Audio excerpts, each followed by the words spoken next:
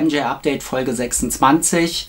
Wir sind zurück aus der Sommerpause. Juhu, es geht weiter. Ich habe schon viele neue Ideen für kommende Folgen. Am 29. August 1958 ist Michael Jackson auf die Welt gekommen.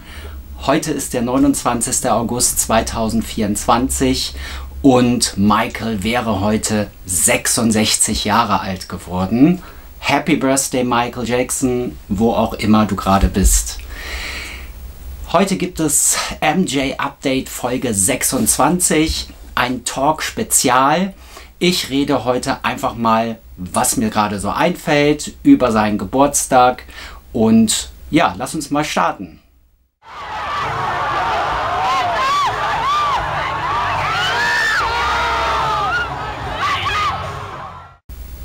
Schön, dass ihr heute am Michael Jacksons Geburtstag hier bei MJ Update Folge 26 vorbeischaut.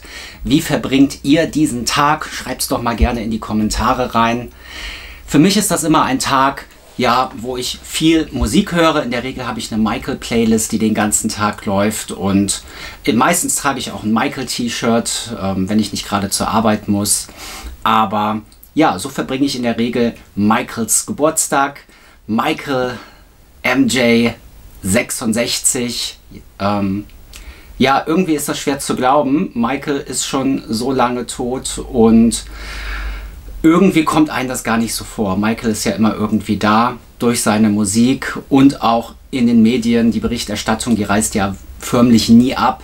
Quasi jede Woche gibt es irgendwelche Meldungen über Michael und irgendwelche Freunde von Michael berichten Anekdoten in irgendwelchen Interviews. Also irgendwas ist ja immer los. Und der Michael Jackson Estate ist ja auch umtriebig in vielerlei Richtungen, entweder mit Neuveröffentlichungen oder mit Veröffentlichungen, die eher kontrovers von der Michael Jackson Fanszene angesehen werden. Dann gibt es das MJ Musical, es gibt das Biopic nächstes Jahr. Also in der Michael Jackson Welt ist schon immer ziemlich viel los. In der heutigen Folge rede ich einfach mal so drauf los, was mir gerade so einfällt. Ich habe mir so ein paar Gedanken gemacht, ein paar Themen habe ich im Kopf, die ich einfach streifen möchte. In den Kommentaren könnt ihr gerne nochmal ergänzen, was euch zu diesen Themen einfällt, wie ihr Michaels Geburtstag verbringt. Und ja, ich habe hier eine Tasse Kaffee und auf Michael. Ja, wie hat Michael eigentlich seine Geburtstage gefeiert? Ja, da habe ich auch noch mal drüber nachgedacht. Michael hat ja Anfang der 90er in einigen Interviews gesagt, bei den Grammys 93 zum Beispiel, es gab kein Weihnachten, es gab keine Geburtstage. Er hat viel gearbeitet und er musste Platten aufnehmen, auf Konzerte gehen. Er hat seine Zeit im Studio verbracht. Also da hat Michael schon gesagt, dass eigentlich Geburtstage im Hause der Jackson-Familie nie wirklich gefeiert wurden oder sie wurden einfach nicht gefeiert. Michael war ja noch bis 85, 86 Mitglied der Zeugen Jehova und die Zeugen Jehova haben eben keine Geburtstage gefeiert. Das war dort so üblich. Michael hat dann, als er austrat, ist auch nicht bekannt, dass er schon irgendwie angefangen hat, Ende der 80er Geburtstage großartig zu feiern. Vermutlich fing er damit erst so Anfang der 90er an. In den Michael Jackson Private Home Videos gibt es ja dieses Video mit Elizabeth Taylor, die mit Michael Weihnachten gefeiert hatte und einen Weihnachtsbaum aufgestellt hatte und Geschenke arrangiert hatte. Und es ist vermutlich anzunehmen, dass er in dieser Zeit das erste Mal auch wirklich seinen Geburtstag gefeiert hatte. Aber über die vielen Jahre ist gar nichts bekannt gewesen, ob er irgendwie großartig seinen eigenen Geburtstag gefeiert hatte. Erst 2004 müsste das gewesen sein. Davon hat Dieter Wiesner in seinem Buch erzählt. Dort hat er in Los Angeles, meine ich, eine Geburtstagsparty für Michael organisiert, wo es dann, glaube ich, auch eine Kuchenschlacht gab. Und Dieter Wiesner hat davon in seinem Buch sehr ausgiebig erzählt. Und da gibt es auch viele Fotos von dieser Veranstaltung. Also 2004 wird wahrscheinlich so ein Jahr, oder 2003, 2004, das muss so die Ecke gewesen sein, wo Michael auf einer Fanveranstaltung, ich meine, das war auch eine Fanveranstaltung, hat Michael einmal mit Dieter Wiesner zusammen seinen Geburtstag gefeiert und da waren natürlich noch andere anwesend. Was wiederum überliefert ist, dass Michael eben die Geburtstage seiner Kinder gefeiert hat. Da gibt es ja nun mal verschiedene Videoaufnahmen, die posthum veröffentlicht wurden, wo eben Michael auch die Geburtstage seiner 3 Kinder gefeiert hat. Ja, das kann man jetzt erstmal so zu Michaels Geburtstagen so stehen lassen. Vielleicht wisst ihr noch mehr, vielleicht kennt ihr noch Anekdoten, wo und wann Michael seine Geburtstage gefeiert hat. Insgesamt, weil er eben Zeuge Jehova war, werden seine Geburtstage doch wird er seine Geburtstage relativ selten gefeiert haben. Zu seinem heutigen Geburtstag kann ich mal eine Überlegung anstrengen, wie Michael Jacksons Leben verlaufen wäre, wenn er nicht 2009 von uns gegangen wäre. Ein Was-wäre-wenn-Szenario. Nehmen wir mal an, Michael hätte 2009 die Konzertserie gemacht, also die This Is It Konzertserie hätte in London stattgefunden, 50 ausverkaufte Konzerte in der Londoner O2 Arena.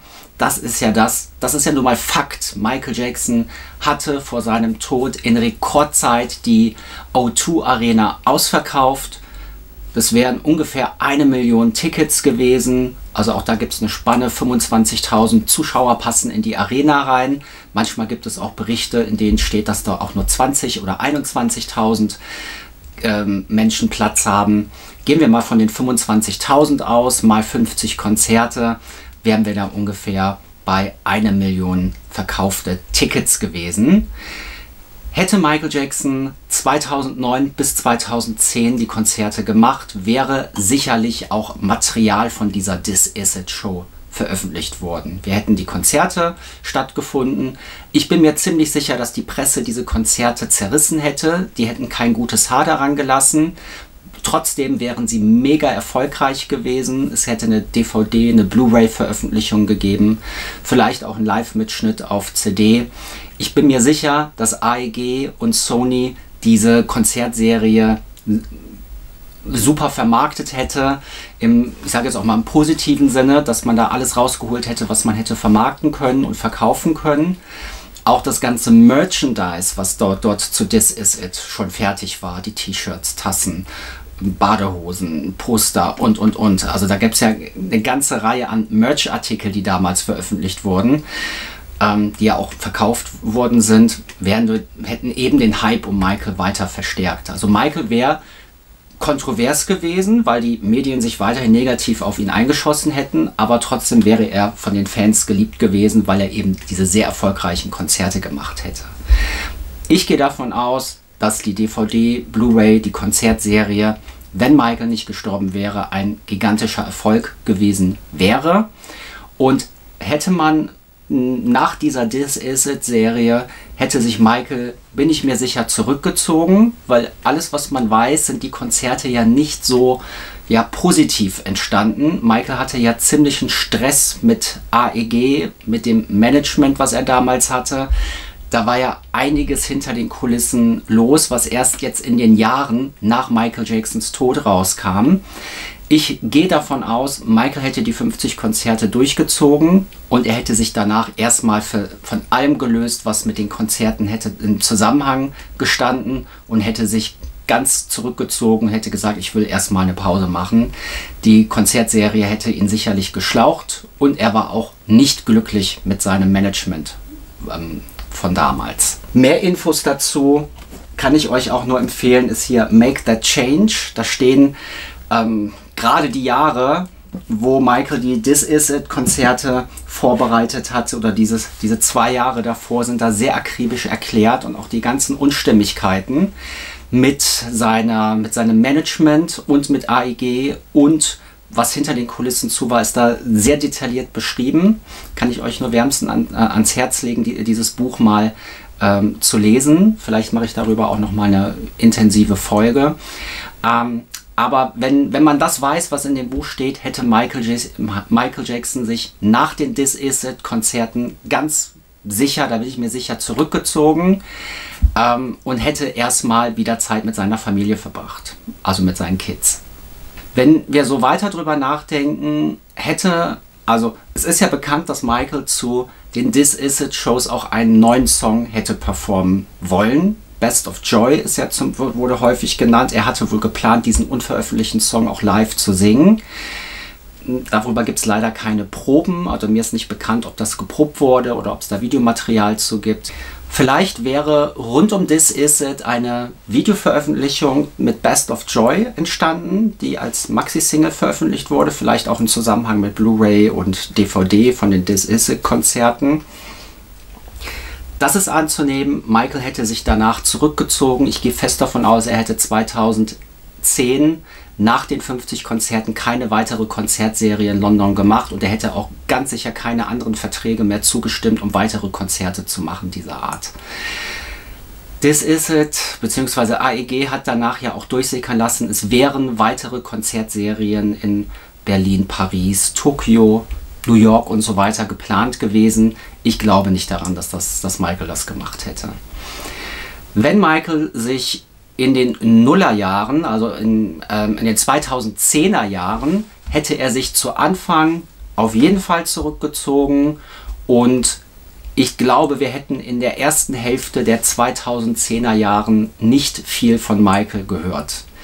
Eventuell hätte Michael auch die Bad 25, also ein Bad 25 Projekt gemacht. Das kann ich mir richtig gut vorstellen. An Thriller 25 hatte er auch selbst mitgearbeitet, das 2007 rauskam. Und da hat er ja auch die Remixe mit will.i.am zusammen gemacht, zu Billie Jean, Beat It, mit Fergie zusammen. The Girl Is Mine, die hat er ja nun mal zusammen damals noch mit will.i.am veröffentlicht. Und ich glaube, warum nicht? Er hätte das sicherlich auch mit Bad gemacht. Ein Bad 25 Projekt unter Michaels Regie hätte ich mir gut vorstellen können. Und ich glaube auch, das Bad 25 Projekt gehört ja zu einem der Projekte, wo man auch wirklich sagen muss, das hat der MJ Estate nicht vermasselt. Das finde ich richtig gut. Ich glaube, Michael hätte da auch gerne dran gearbeitet. Und ich glaube, Michael hätte auch bessere Remixe rausgebracht. Denn dieser Afrojack Remix von Bad und Speed Demon, die drauf sind, die gefallen mir überhaupt nicht. Aber ich glaube, Michael hätte auch Remixe gemacht zu bekannten Bad-Songs. Und es hätte vielleicht auch ein paar unveröffentlichte Songs hätte es gegeben, die man auf Bad hätte veröffentlichen können, auf Bad 25 hätte veröffentlichen können. Aber ich glaube, das Projekt, das wäre relativ ähnlich gewesen. Anzunehmen ist auch in den 10er Jahren, dass Michael vielleicht versucht hätte, in der Filmindustrie Fuß zu fassen. Es ist ja bekannt, dass Michael 2005 kurz davor stand, den Marvel-Katalog zu kaufen, Marvel zu übernehmen. Das muss man sich mal vorstellen. Michael wäre fast in den Besitz gekommen von Spider-Man und dem ganzen Universum, das mit Marvel zusammenhängt. Das hat Dieter Wiesner, aber auch wie heißt er noch, Kreis? Frank Cascio, habe ich das jetzt richtig ausgesprochen? Auf jeden Fall gibt es mehrere Quellen, die belegen, dass Michael kurz davor stand, den Marvel-Katalog zu kaufen. Dadurch, dass er aber 2005 in den Prozess musste, haben alle Investoren zurückgezogen und wollten damit leider nichts mehr zu tun haben. Und Michael war dann natürlich auch erstmal am Boden, weil er durch diesen unsäglichen und unrechtmäßigen Prozess musste. Und danach erholte er sich nun mal langsam durch seine Reise durch die Weltgeschichte und This Is It hätte ihn auch als Künstler sicherlich rehabilitiert und die Menschen hätten auch gesehen, dass er als Performer wieder da wäre. Dann hätte er sich wieder zurückgezogen. Das Bad 25 Projekt wäre 2014 entstanden und Michael hätte in den 10er Jahren vermutlich auch das ein oder andere Filmprojekt, vielleicht auch Filmmusik gemacht, auch so ein Score, also so Instrumentalmusik zu Filmen gemacht. Er wäre sicherlich irgendwie untriebig gewesen und hätte vielleicht auch die ein oder andere Single oder vielleicht auch sogar ein Soundtrack oder vielleicht auch sogar ein Album wieder veröffentlicht. Es ist ja auch bekannt, dass Michael selbst in den Nullerjahren, auch in den Jahren nach dem Prozess, immer wieder im Studio war und aufgenommen hatte. Selbst in der Zeit vor den This Is It Konzerten war Michael im Gespräch auch mit verschiedenen Musikern und er wurde auch im Studio gesichtet und hat Aufnahmen gemacht zu verschiedenen Songs. Also er war umtriebig und ich glaube, er wäre es auch weiter gewesen, aber er hätte, bin ich mir auch sicher, nicht viele Veröffentlichungen in den 10er Jahren rausgebracht. Ja, wenn ich so über die 10er Jahre nachdenke, wo wäre Michael jetzt heute? Ich glaube, dass Michael heute in 2024 zu seinem 66. Geburtstag seine Kinder unterstützt hätte. Er hätte sicherlich ihnen auch geholfen, dort Fuß zu fassen, wo sie gerne Fuß fassen wollten. Er hätte Paris, Prince und Blanket weiter unterstützt und ja, er hätte sicherlich die Karrieren seiner Kinder gefördert und Michael wäre jetzt sicherlich auch dabei, die ein oder anderen Veröffentlichungen zu machen oder auch auf sein Lebenswerk zurückzuschauen. Und ja, das sind einfach so Sachen, die ich mir gerade zusammenspinne. Wo könnte Michaels Karriere heute an seinem 66. Geburtstag stehen? Und wer weiß, vielleicht gäbe es auch jetzt in diesen Tagen Vorbereitung für eine große Gala, 66 Jahre Michael Jackson, und wir hätten ein großes Bühnenjubiläum, 50 Jahre Michael. Keine Ahnung, vielleicht wird es jetzt irgendwie sowas in diese Richtung geben. Zu seinem 30. Bühnenjubiläum 2001 wurde ja Madison Square Garden gefeiert und wer weiß, vielleicht bekäme er jetzt sein eigenes Special und er könnte auf sein Leben wieder zurückschauen und Michael würde gefeiert werden für sein Lebenswerk. Ja, das sind meine Gedankengänge einfach dazu. Wo könnte Michael heute stehen? Und wenn ich so über Michael nachdenke, glaube ich auch weiterhin, dass die Presse sich nach wie vor scharf auf ihn eingeschossen hätte. Ich glaube, da wäre wenig Ruhe reingekommen. Michael hätte vielleicht Frieden mit der Presse geschlossen für sich selbst. Aber hätte er mit all denen aufräumen können über diese bizarren Meldungen, die über ihn verbreitet werden? Das weiß ich nicht. Ich glaube, Michael war viel zu vorsichtig, zurückgezogen und hätte sehr bedacht Interviews geführt und hätte sich eher auf das Arbeiten im Studio und Veröffentlichung und auf Interaktionen mit den Fans hätte er reagiert. Wäre er auf Social Media aktiv, wir wissen ja, heute sind alle großen Stars, Celine Dion, Madonna, Janet Jackson, Mariah Carey, alle sind auf Social Media irgendwie unterwegs, Präsenz, und sie veröffentlichen Reels auf Instagram und würde Michael da mitmachen? Ich bin mir nicht sicher, ich weiß es nicht. Ich kann es mir irgendwie nicht vorstellen, dass Michael Reels macht zu Hause. Es gab ja die Bestrebung, dass er Wonderland kaufen wollte in Las Vegas und da sein zweites Zuhause aufbauen wollte. Das stand wohl auch kurz vor dem Abschluss. Hätte Michael dieses Anwesen gekauft, hätte er dann Wonderland und hätten wir heute Reels davon, wie Michael dort lebt mit seinen, weiß ich nicht. Ich kann es mir irgendwie nicht vorstellen. Michael war aber dafür bekannt, dass er ja mit der Zeit gegangen wäre. Dass er eben auch, er hat sich ja nicht verschlossen gegenüber neuen Medien, aber irgendwie kann ich es mir nicht richtig vorstellen, dass er dort so aktiv gewesen wäre. Er hätte sicherlich ein Michael Jackson Online-Team und die würden wahrscheinlich die Arbeit für ihn machen, wenn er irgendwie unterwegs ist, oder er würde wahrscheinlich absegnen, was veröffentlicht werden kann und was nicht. Aber dass er da selbst so aktiv ist in Videos hochladen, verbreiten oder so wie Britney Spears das gerade macht, das kann ich mir alles irgendwie nicht vorstellen. Was denkt ihr denn darüber? Ich weiß es nicht. Ich kann es mir nicht vorstellen. Ja, wir werden es nicht herausfinden. Es ist nun mal, wie es ist. Ich habe mich damit abgefunden, dass es so, wie wahrscheinlich die meisten, dass Michael nicht mehr bei uns ist. Aber trotzdem ist es eine Überlegung wert, mal darüber nachzudenken, wo würde Michael heute stehen, wäre er 2009 leider nicht ermordet worden, muss man leider sagen. Ja, was fallen mir noch so für Spontan-News ein? Ich habe hier die Zeitschrift Good Times. Good Times ist eine Zeitschrift, die gibt es am Kiosk, beschäftigt sich mit der Musik von den 60ern bis zu den 80ern. Und in der Zeitschrift gibt es einen kleinen Bericht über die Jacksons, die ja am 10. September im Zirkus Krone in München ein Konzert geben. Und in dieser Zeitschrift gibt es ein Interview mit Marlon Jackson. Hier ist es auf Seite 24. Marlon Jackson hat mit den Redakteuren der Zeitschrift Good Times ein kurzes Interview geführt. Das will ich auch euch nicht vorenthalten. Ja, eine Party mit positiver Botschaft, so heißt die Überschrift. Die Jacksons kehren hier sozusagen in den Zirkus Krone nach München zurück. Am 4. November 1972 hatten sie dort ihren ersten Auftritt in Deutschland. und in München. Und jetzt am 10. September 2024 kehren sie nach München in den Zirkus Krone zurück. Entschuldigt bitte die ganzen Daten, dass ich da immer durcheinander komme. Mit dabei sind Tito, Jackie und Marlon Jackson, die drei Brüder von Michael und Janet und LaToya und Jermaine Jackson und Randy Jackson und Reby Jackson, um sie einmal alle auch genannt zu haben. Ja, und ja, er beantwortet hier einige Fragen. Ja, was erzählt Marlon hier? Dass sie sich natürlich darauf freuen. Sie sind sehr untriebig gerade. Sie sind Touren durch die Weltgeschichte von Mexiko bis Spanien, von Osteuropa bis Asien. Sie sind ständig unterwegs.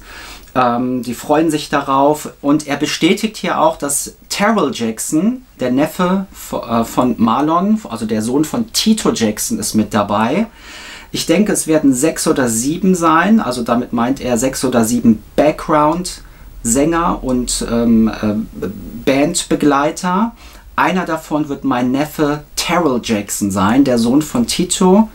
Wir werden das Publikum einbeziehen und eine große Party zelebrieren, schreibt er hier. Es wird Videoleinwände geben, es wird einen Rückblick auf die Karriere der Jacksons geben, es wird alle großen Hits geben, der Jackson 5, die Nummer 1 Hits von I Want You Back, ABC, The Love You Save, I'll Be There, Dancing Machine, Blame It on a Boogie, Shake Your Body, Never Can Say Goodbye und so weiter. Und hier fragt der Interviewer Philipp Rosa auch nach, wird Michael auch in die Show mit einbezogen? Und da sagt Marlon lachend, da müssen sie schon zur Show kommen, um das zu sehen, wie wir Michael in die Show einarbeiten. Also er lässt da ein Fragezeichen hinter, aber bei allem, was wir wissen, wird Michael auf jeden Fall auch in den Shows der Jacksons immer mit einbezogen. Es wird sicherlich Videoeinspieler geben und es wird eine große Party.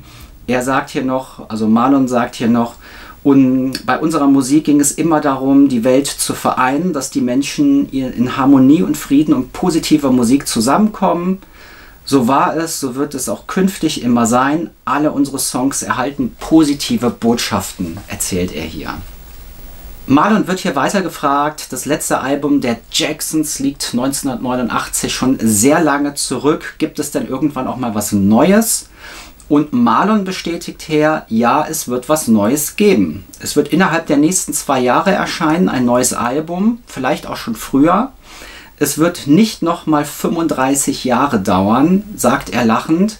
Wir sind unseren Fans auch sehr dankbar und wissen es zu schätzen, dass sie so geduldig sind. Also es soll in den nächsten 2 Jahren ein neues Album der Jacksons geben. Da bin ich sehr gespannt, was dort gemacht wird, ob Michael da auch mit einbezogen wird, ob es da vielleicht einen unveröffentlichten Song gibt, was auch naheliegend wäre, Michael dort mit einzubeziehen. Ja, das ist die Zeitschrift Good Times, gibt es an jedem Kiosk, das ist die August-Ausgabe, August-September, ihr werdet die quasi jetzt auch noch finden, wenn euch das interessiert. Am 10. September die Jacksons live in München im Zirkus Krone. Ich werde auf jeden Fall dabei sein. Hier habe ich mein Ticket. 10. September bin ich in München. Dabei fällt mir ein, ich muss noch meine Reise buchen, Hotelzimmer und die Bahnfahrt. Ja, das werde ich wahrscheinlich hier gleich nach dieser Folge machen, damit ich da auch in München noch gut unterkomme. Und ja, wir sehen uns wieder bei Folge 27. Es gibt viele neue Themen, die ich mir überlegt habe. Und die Sommerpause ist natürlich mit dieser Folge offiziell zu Ende. Es gibt auch wieder neue Folgen von New in My Collection und später nach dem Konzert der Jacksons auch wieder ein On-Tour-Update. Also auch da gibt es neue Folgen. Wenn ihr mich unterstützen wollt, gibt es in der Beschreibung viele Möglichkeiten, wie ihr das tun könnt. Über Liken, Kommentieren, den Kanal abonnieren oder die Super Thanks-Funktion. Ich freue mich über jedes positive Feedback, weil so lebt dieser Kanal und ja, und Michael Jacksons Legacy, so dass er auch in Zukunft hoffentlich weiterhin positiv verknüpft ist und wir noch viele, viele Jahre haben, wo wir eben auch auf schöne Sachen zurückblicken können, die mit Michael Jackson im Zusammenhang sind. In diesem Sinne wünsche ich euch jetzt noch einen schönen, ja, 29. August 2024. Und auch, wenn ihr die Folge später schaut, auch weiterhin einen schönen Tag. Wir sehen uns wieder bei der nächsten Folge. Macht's gut. Ciao.